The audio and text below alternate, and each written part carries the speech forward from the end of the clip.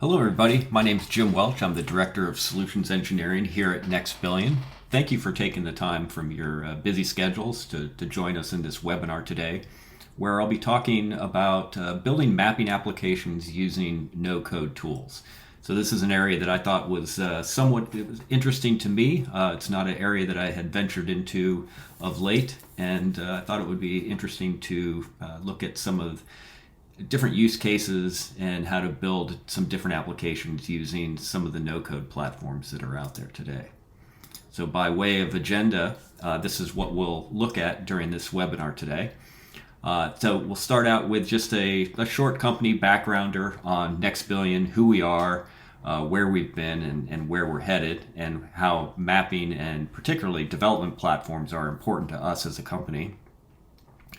We'll talk about no-code platforms in general.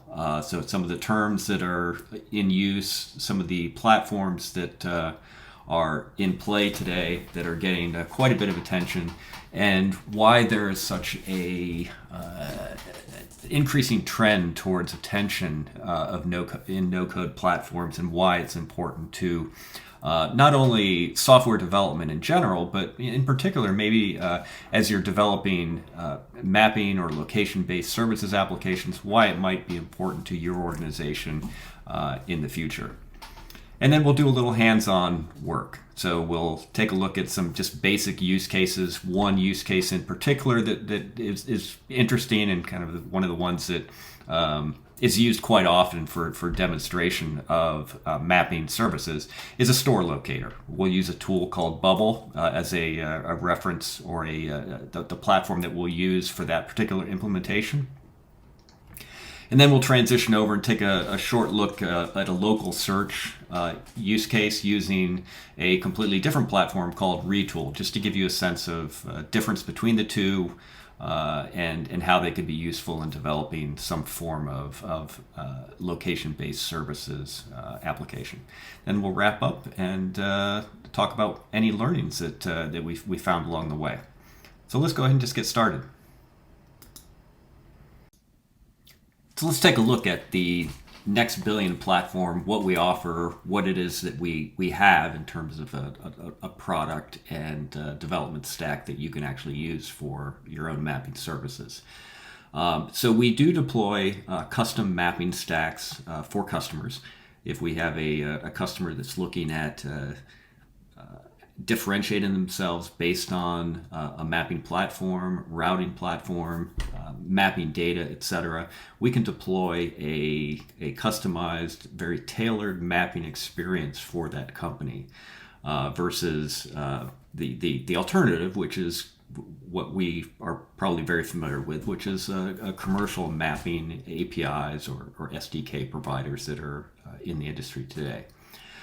So we provide a decentralized map data set. So you own the map data. It's your, we can aggregate, conflate a lot of different map data sources together, including your own proprietary data. We can enrich existing data, but ultimately what you end up with is a very customized and tailored and tuned map data set that's tailored towards your business and your operations. It's very modular. We do provide, just as you might expect, as any kind of mapping stack or map data provider or mapping service provider, we provide mapping tools that you can leverage in your own application development, whether that be in the form of API endpoints or software development kits that you can embed in a web development environment or a mobile development environment. We also provide demonstration white label applications that you can use to get a head start on that, or your team can get a head start on any kind of application development that you would like to do. So what does this look like in terms of the offering? Presented here are three different pillars for integration to our mapping platform, and it can come in a number of different ways. And we have customers that are leveraging all three of these, to those that are just taking advantage of one of these pillars. It's really up to your particular use case, the investments that you want to make, and kind of the journey that you want to go on with the mapping platform itself. So it can be as simple as just a basic API integration to do, whether it be directions, distance matrix calculations, route optimization. And then the other end of the spectrum is really full map data management. Allow NextBillion to tie your map data into a solution that enhances the map, brings in other custom data, and maybe processes your own fleet's telematics data to provide learning and tuning and optimization of routing algorithms. So it's really just a wide variety of offerings that you can take advantage of. And then what does this mean from a business standpoint? We touched upon a number of these already.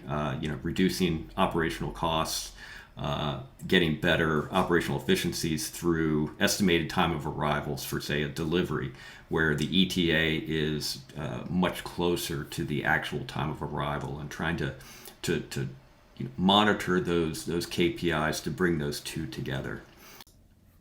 And as a final slide on background of NextBillion, we've had quite a bit of success in a relatively short period of time with gaining different customers across a variety of different industry verticals, global reach across 5 different continents, as well as a global team with offices all over the world, and strong backing from our investors.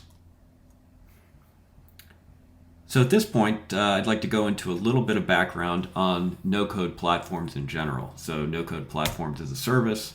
You see a quote there to the left from last year from Reuters that I think summarizes the convergence of a number of factors that are really bringing no-code or low-code platforms to the forefront in terms of trends and attention and adoption. So when I say no-code, we'll look at a couple of different platforms today that fall into that hazy area between no-code and low-code. But in essence, no-code would be a platform that doesn't really require any kind of software development experience. You don't have to be a software developer to dive in and build an application using the tools. Low code is sort of getting you closer to, there might be a little bit of a technical learning curve in order to get on a low code environment.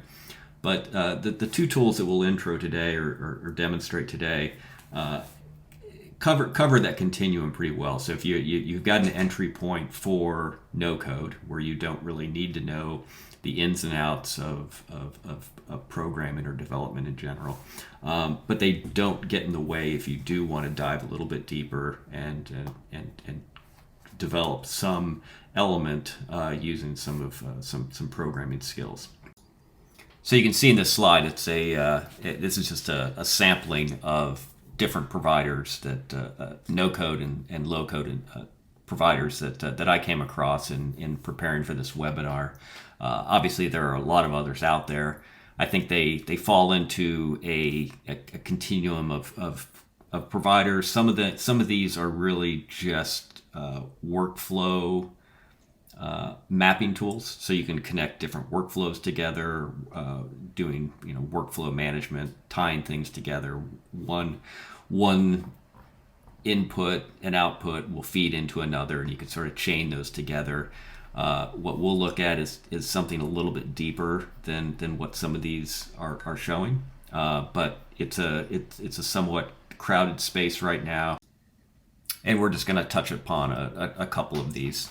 So when we look at no code in general, you ask yourself the question. This is one of the questions I was asking myself when I decided to take a deeper dive into no-code development, is why is this trend important to NextBillion? Why is it important for myself as a solutions engineer, a proponent of our mapping stack and our services, and as I try to evangelize those services to our customers and prospects? Why is no-code important?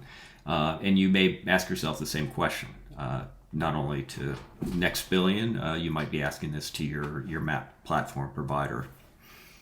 So the goal of a no-code platform is there's a term citizen developers, so connect all developers, including citizen developers.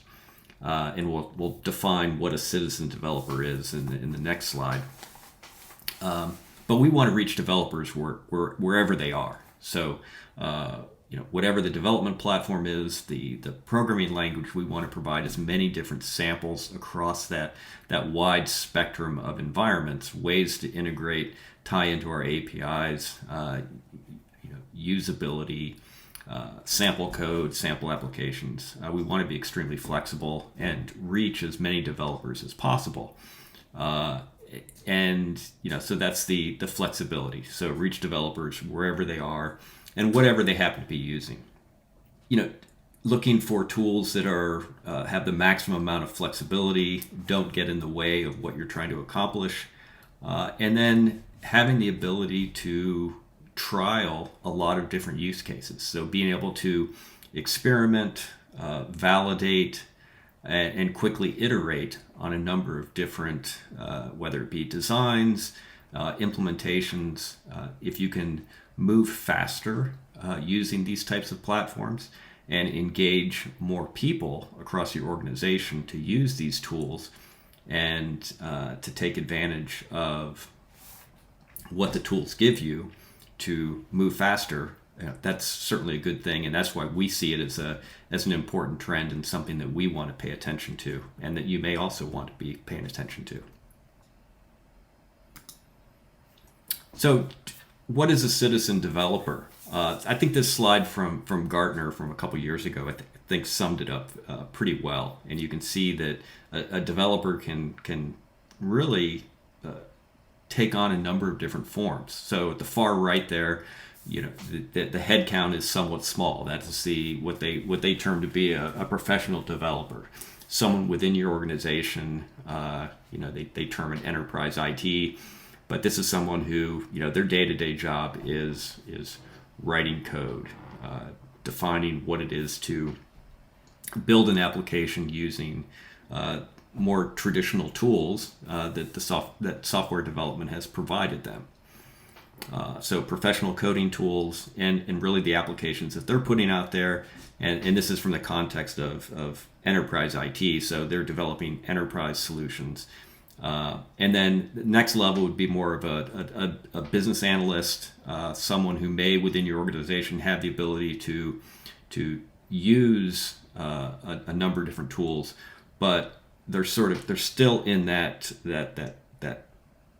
professional coding environment, and breaching and going over into that low code environment potentially. And you can see the headcount there increases a little bit.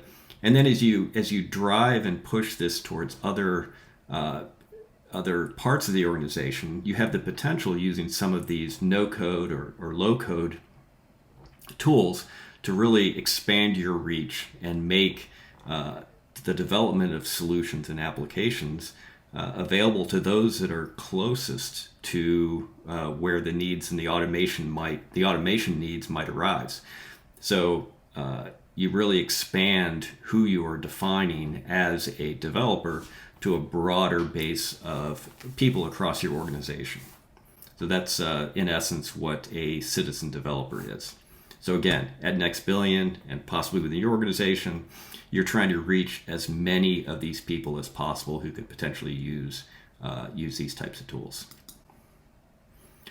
And here we're just showing some of the example interfaces. So we've talked, abstractly about what no-code platforms are. This is what they look like. So things that you might expect from these types of solutions are drag and drop. What you see is what you get interfaces. This is the store Locator demo that we'll take a look at. But you can see down the left sidebar there's all these different elements that you can bring in and drag and drop, and you could spend an inordinate amount of time on the design side of this and the look and feel. Or you can go more into functionality side, and that's where you see that workflow tab there. You can define a workflow and sequencing and actions and all the different events that occur when you click on different buttons. So this is just a demonstration of, or a visual of what some of these interfaces look like. That previous one was Bubble. This is Retool. Same idea though. You got the idea of being able to build these interfaces and kind of drag and drop and tie events across and bring tables in and all these different things that you can do. Whereas I don't have a slide here for it, but some of the workflow automation ones look a little bit different. But in workflow automations, it's more about dragging and dropping different elements of jobs that you want to accomplish and tying those together in some sort of workflow. So foundational to a lot of no-code environments is the idea of plugins. Some might call them add-ons, integrations. I've got a screen here of the Bubble platform with a list of different plugins. I found Bubble to have a wide array and quite a large number of third-party plugins that you can add in. This is just a way to enhance the capabilities of your no-code environment. The ability to drop in different plugins. So, just for example, you see on this page Stripe. So you might be able to just add that to your template of little plugins that you can use in your interface, and then just very easily just drag and drop in Stripe functionality via this plugin. And so we'll look at a couple of those, or we actually created one for this demo, which was a NextBillion plugin for mapping and routing. So at this point, we'll start talking about some of the demonstration use cases that I dove into to support this webinar. The first one being some form of a store locator. It's a pretty easily understood use case. I introduced this slide just more for illustrative purposes of what might happen if you lose access to your mapping services. But this happened, after June 2018. There were some business terms and some price changes as it relates to some mapping services, and as a result, a lot of what someone would construe as a free store locator service, a lot of those went down. So this is just an example of how impactful that can be. So looking at the requirements for this fictional store locator that we're going to create, both functional and non-functional requirements. So we want to create have the ability to create a store locator and have that created by someone who is not necessarily a developer. So that person could be a product manager, a designer, someone who's looking to create a quick proof of concept, minimum viable product, something that they can quickly bring up, test, iterate, and move quickly on. In terms of functional, we want search criteria is going to be configurable, so the ability to have some kind of store reference ID that can be used for query and bring up only those results that are specific to whoever is hosting the store locator. Obviously, it's a mapping application. We want it to be able to search for results and bring up map loads. The map would load with results with results based on the center of the map that the individual is searching on. As you move the map, it would reload. The pins might contain some additional details, and then a summary grid that has other details.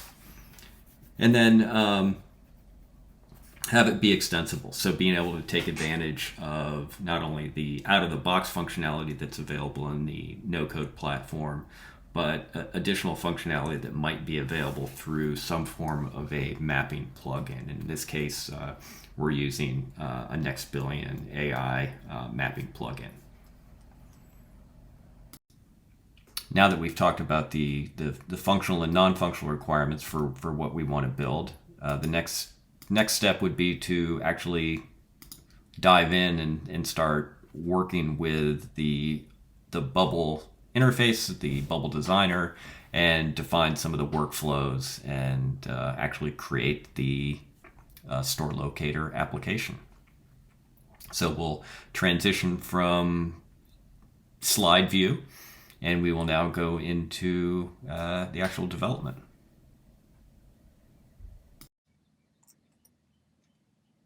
Okay, let's jump into the store locator demo. I've got it up here on the screen. I think I'll take the approach that is taken on a lot of cooking shows where they show the finished product first, the finished baked good, so you can decide whether or not you want to continue on and follow the recipe instructions. But let's take a look at the finished store locator in terms of its functionality.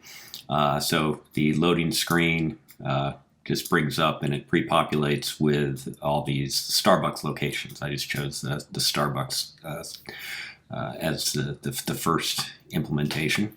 On the left side here, we're showing the different entities and rows. So just basic title, the address, the opening hours. I can click on the map to change my origin marker. Now, store locator might want to tie into geolocation services for the browser. In this case, I'm just setting it based on a click action on the map. Each of these markers has the title and the address tied to in an info window, so I can just click on the different markers to get the info window. And then if I want to do a route calculation, I've got to hit the navigation flag, and then it will show me the route path between my origin and destination marker. And then down below, it'll show the distance and the time for the driving time. And so as I change this, that route changes as well to the point where you could do that, just interactively change the origin location and change the route. So that's just the basics. That's what we set out to develop, and now I'm going to take you into the Bubble interface to show you a little more on how this experience is created using the NextBillion mapping plugin and the Bubble interface. So the first thing I'll do is I'm going to start with a clean slate here. So some of the first things that I'm going to demonstrate are just showing how you would get started. So Bubble has the concept of plugins. There's a number of different plugins that you can take advantage of by adding a plugin to your page. You can see here I've already got one that's activated called NB.ai Maps, which is tied into this project. But as you can see, there's a ton of different third-party plugins that you can tie into and review and kind of categorize as to what their functionality is. In this case, in this small project, we're just taking advantage of the NB.ai Maps plugin that we created, as well as an API connector that is directly available through Bubble. So if we take a look at actually we just drop this one out of here and just bring it back in. So I uninstalled the NextBillion Maps plugin, and you would go in, add the plugin. So I just added it. Actually, let me just do that again. Install. All right, so now I've got the NB.ai Maps plugin that's available to me. In terms of setup for that plugin, it's pretty simple. You've got an API key issued by NextBillion that's delineated here. For this demo, I'm searching for store locators, or store locator. So I'm providing what's called a chain ID, or a reference to the chain of stores that I'm searching for. And then I've got dev settings for both of those as well. I also set up a API endpoint that I'm using for search and tied it into the NextBillion search API. So I just titled that NB.ai search, and I've got one called discover, which hits our browse endpoint with all these parameters. And these are parameters that we use in order to set set the stubs that get set up for interacting with the plugin interface, and so this just creates those entities, and that's why you have those values in there. And I can go in, I can change these if I want to change the underlying type for some of these. By default, it looks like they come in and just interprets based on what the JSON response is from that call. So with these all set up, I've got most of the plugin functionality that I need in order to deliver on that store locator experience. And so then I go back into the design element. So I just created a single page, and that's what's represented here. Gave it a background. You could do whatever kind of styling you want on it. I just made it look like this. And now since I've added the NextBillion Maps plugin, I've got that showing up as a control that I can drop into my page. So I just take that, drag that over, and it comes up with a little like preview just to show you that this is in fact a map. And I can title that if I want. I can call this so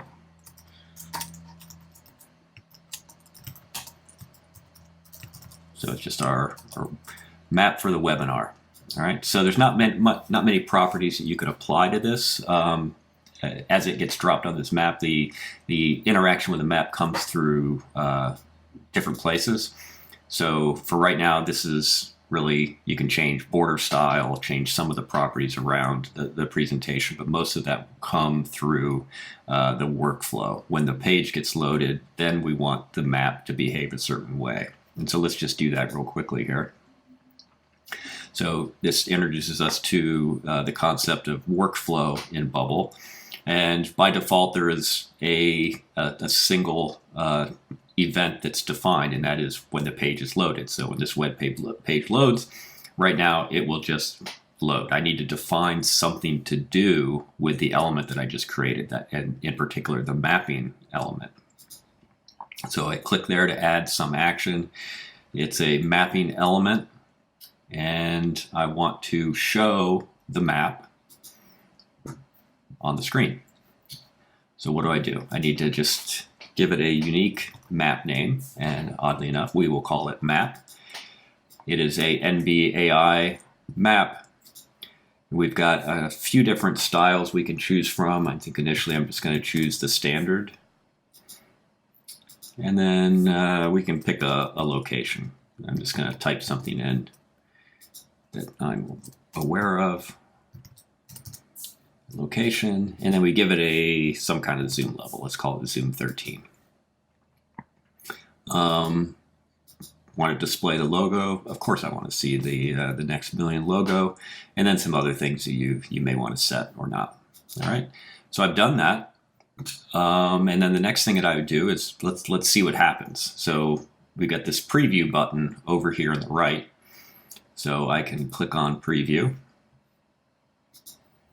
And I will update the page. And there we have it. It's just a simple map.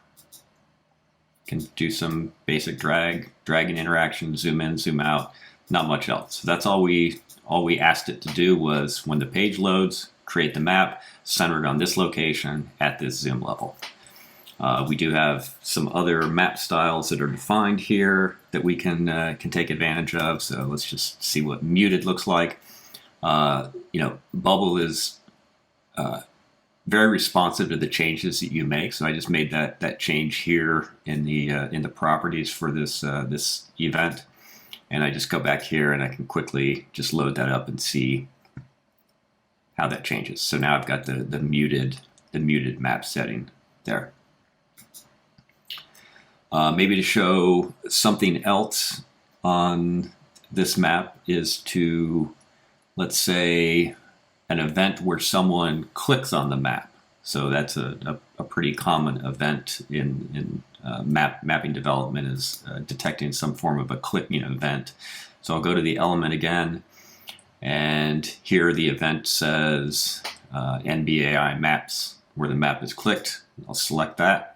And the question is, what do I want to have happen when that is clicked?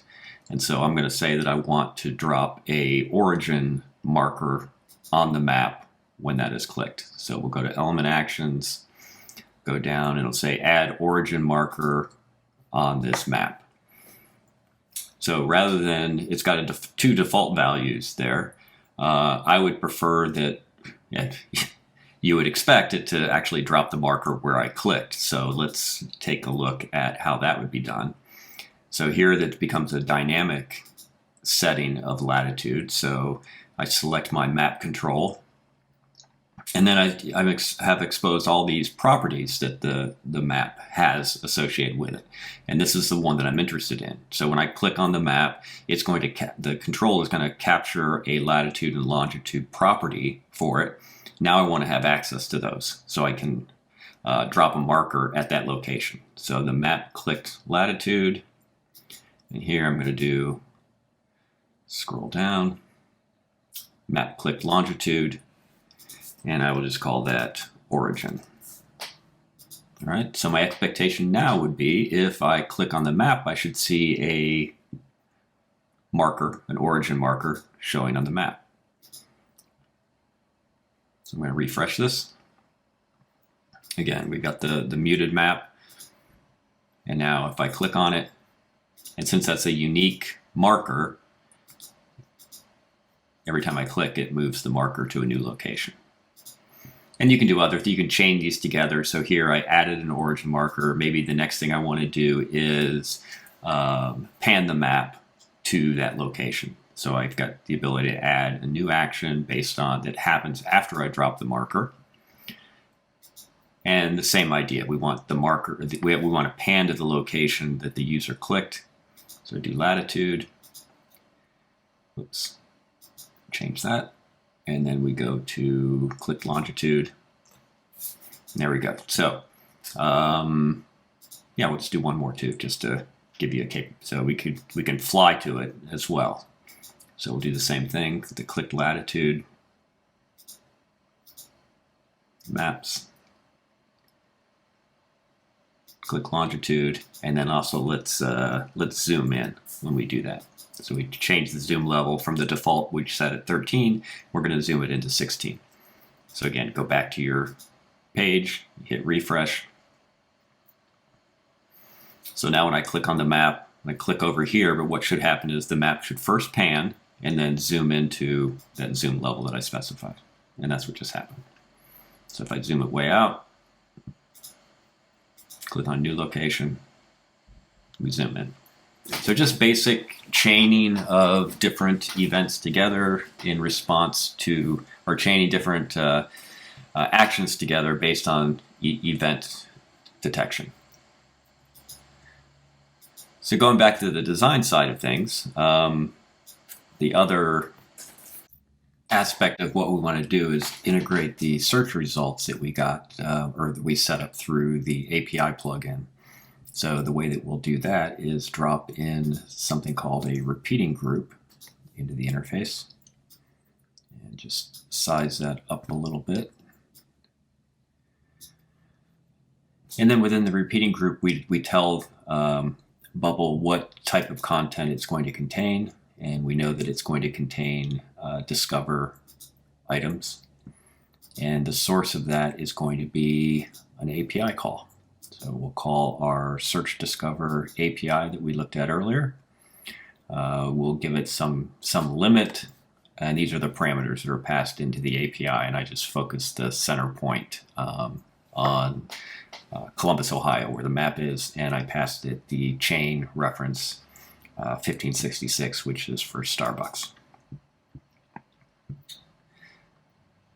So now if I look at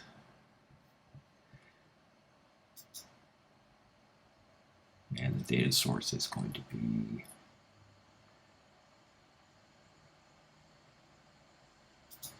so that's 7.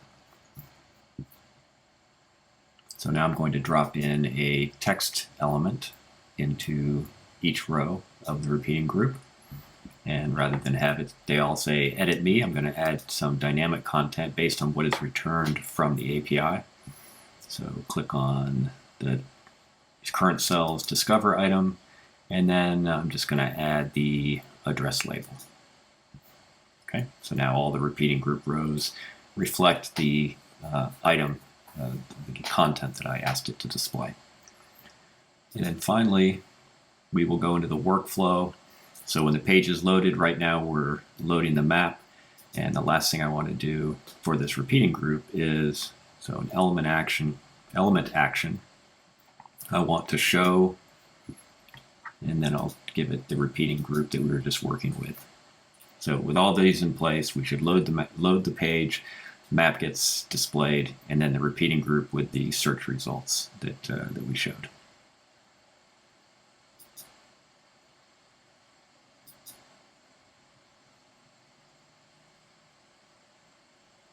And there we go. So we have our map displayed and then the address label for all the locations.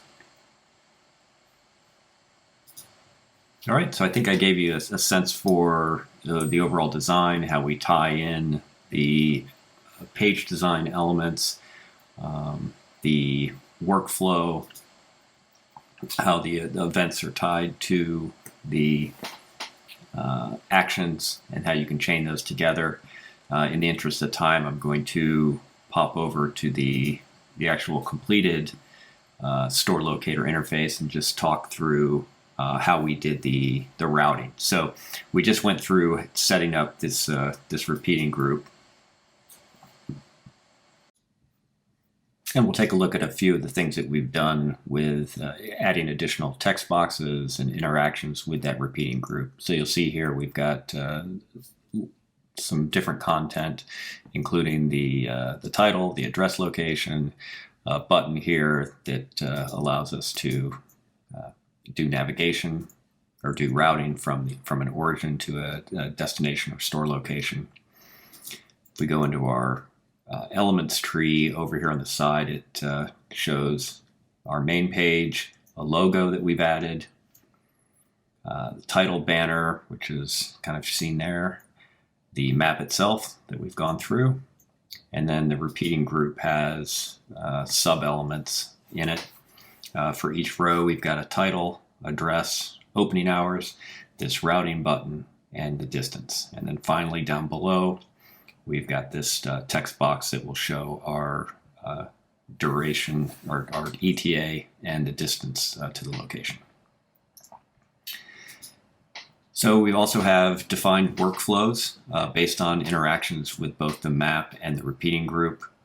So we have seen this already in the other the other app that we were building up.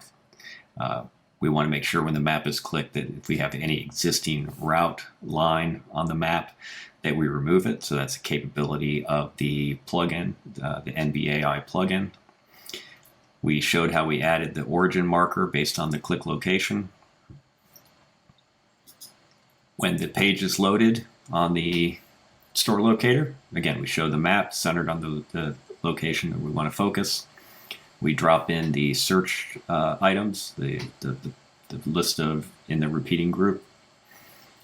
Here we're adding a list of markers. So this is somewhat interesting in that, so we have a capability within the mapping plugin to add a marker collection. And this would be all the pins, all the locations for the stores that we search for. So we provide the plugin with a list of latitudes, and those come from this repeating group, the position latitude, and then a list of longitudes that are going to come from position longitude. Do we want to have a pop-up on the click? So I said yes, and then the pop-up text gets set through this dynamic data, which is for every item we put the address label in there. We also created a custom icon or used a custom icon for that, and then had that show up in the map. So we had that list of markers. And then the last thing to show here is we have that the routing button. So when I click on that routing button, I want to set the destination based on the row that I clicked on. So if I look here, you can see the button destination gets set. We remove the route line from the map. We draw a line on the map based on a result that we get back. So We are drawing a line, and you can see here an encoded shape comes back from this routing API call that's exposed through our NB.ai plugin. And I set the parameters for that API call via the item that's clicked in the so here this is the origin location that we click on the map to get the latitude and longitude, and then the destination location is based on content that's within the row of that repeating group. So in this case it's the position latitude and the position longitude, and then the mode. This is routing mode, 4-wheel, so passenger car vehicle is what we're setting for the travel mode. So that you could envision that might be a bicycle, pedestrian, or some other mode of transport. So those are the main interactions, the main workflow that is set up and defined on this. And as we said, we went back and we had shown the main interface. Oh, and the last thing here is this text box down below for the distance and ETA to the location. That would be part of the workflow as well. So when the routing button gets clicked, and that's here where you show the text and the distance ETA on the map. Okay, so that is a quick run through of store locator creation using the Bubble no-code interface. So now let's take a brief look at the retool interface. This will be a little shorter than the one we did with Bubble, but let's just take a look at one of the use cases that we implemented using the retool no-code platform. So we've got a mapping interface that we dropped in. This is just an iframe to one of our demo applications. And then down below here, I created a couple of different search boxes, and each of these is tied to a different API endpoint that is available through NextBillion. So what I've tried to do here is just exercise both search endpoints to see differences in result sets that come back from the different searches that we do. So one of them is based on what we call the browse endpoint, and then we've got another one here, which is discover, and then another one here I can swap in, which is multi-geocode, where we're able to combine search results from different search engines and also merge those and conflate those with custom search results that are owned by our customers. So if I just type in this search box, and this is the nice thing about Retool is I don't have to run the app to actually see the type of experience that I'm going to have. So if I type CMH, which is the airport code here in Columbus, I'm biasing that search around this point. I've got language options I can change to. So let's go German. And you can see this particular search result change to the German translation for airport. If I change it to French, airport. This one came up with a more complete set of, or not more complete, but a different set of results. It also included the airport, but had some other elements in it. And then I also wanted to tie some kind of routing and pin location for each of these as I click on them. So if I click on this one, I can see that there's an interaction with this iframe to give me the route to the location that I clicked on from some origin point centered on the map.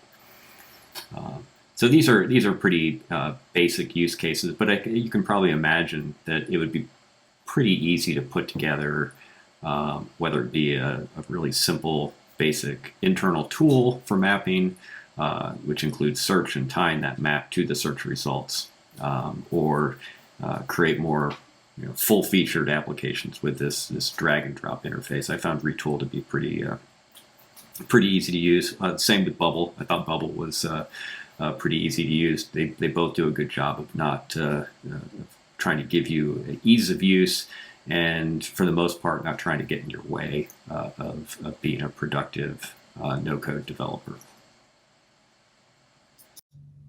Hey, thanks again for joining today's webinar. I hope you found it informative. I know it was informative for me to do these evaluations and run through some different use cases and coding exercises using both Bubble and Retool platforms. I think in general, I think there's a lot of possibility here with both platforms and for mapping solutions and location-based services in general. Thanks again. Have a great day and keep on mapping.